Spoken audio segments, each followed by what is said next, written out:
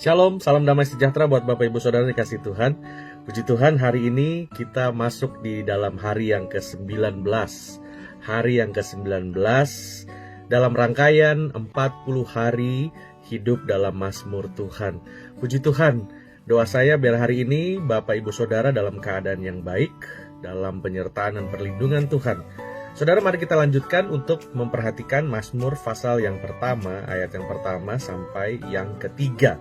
Nah, sebelum kita melihat lebih jauh, Bapak Ibu Saudara, Mazmur pasal yang pertama ini ada hal-hal yang menarik, Bapak Ibu Saudara. Mazmur pasal yang pertama ini merupakan sebuah prolog, sebuah pendahuluan dari seluruh kitab Mazmur.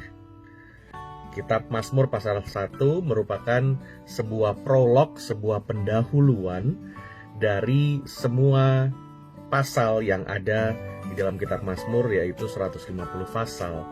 Dan kitab Mazmur ini adalah kitab syair Ibrani yang mempunyai gaya syair paralel sinonim. Bapak Ibu bisa lihat dari ayat yang kedua, ayat yang ketiga, dan juga paralel paradoks yang saling anti klimaks dan paralel yang bersifat progresif. Progresif, ayat yang pertama dikatakan bahwa berbahagialah orang yang tidak berjalan menurut nasihat orang fasik, yang tidak berdiri. Jadi pertama berjalan, berdiri, dan yang tidak duduk dalam kumpulan pencemooh. Tidak duduk. Duduk ini, Bapak Ibu Saudara, merupakan satu gambaran sebuah kedekatan, Bapak Ibu Saudara. Nah, di sini kita melihat bahwa Mazmur 1 ayat 1 bukan juga sebuah mazmur yang berjenis atau bergenre syair doa atau bentuk mazmur syair pujian ataupun syair ibadah yang kebanyakan juga dalam kitab Mazmur, melainkan ini sebuah pernyataan human eksistensi. Sebuah pernyataan human eksistensi. Nah, kalau kita perhatikan kembali Bapak Ibu Saudara, saya mau ajak Bapak Ibu sekali lagi melihat pasal pertama ayat 1. Bapak Ibu Saudara dikatakan berbahagialah, merupakan sebuah statement yang Tuhan Yesus pernah gunakan pada saat Tuhan Yesus berkhotbah di bukit. Jadi kita lihat bersama-sama bahwa ayat yang pertama, berbahagialah orang yang tidak berjalan menurut nasihat orang fasik dan yang tidak berdiri di jalan orang berdosa. Nah, kata berbahagia ini dikutip oleh Tuhan Yesus pada saat Tuhan Yesus berkhotbah di bukit, Bapak Ibu Saudara. Dan ini merupakan kata bahagia di sini sebenarnya bukan mengarah kepada sebuah kiat atau tips untuk mencapai kebahagiaan, melainkan lebih mengarah kepada pernyataan dari kenyataan yang sudah ada.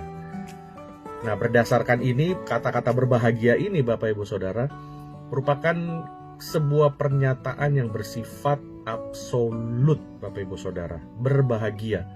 Nah, kata berbahagia ini bukan hanya sekedar perasaan senang, Bapak Ibu Saudara.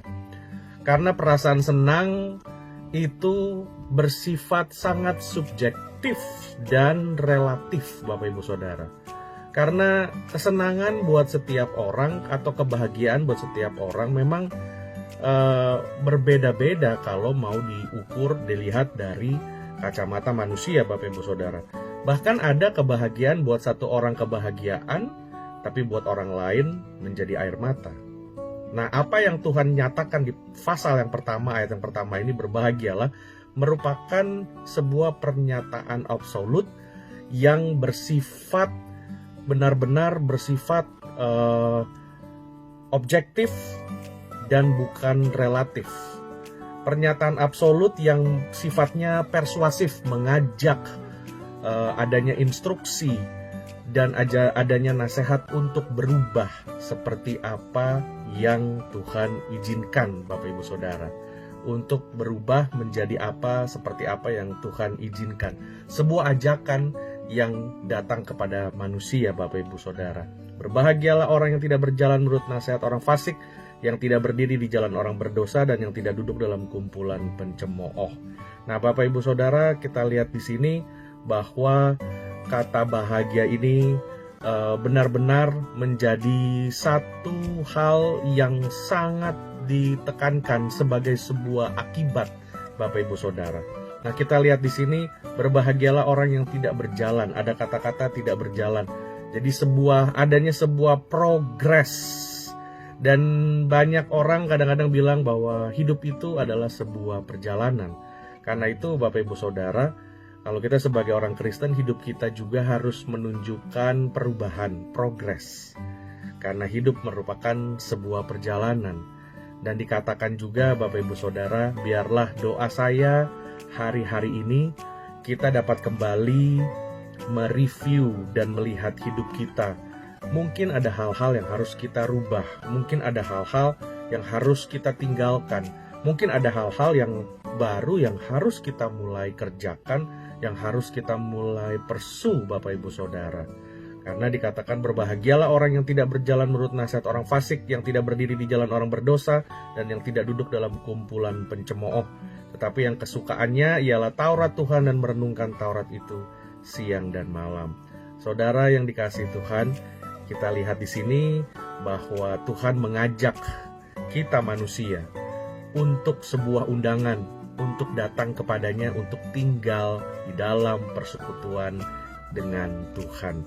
Karena itulah orang-orang yang berbahagia adalah orang-orang yang diberkati Tuhan.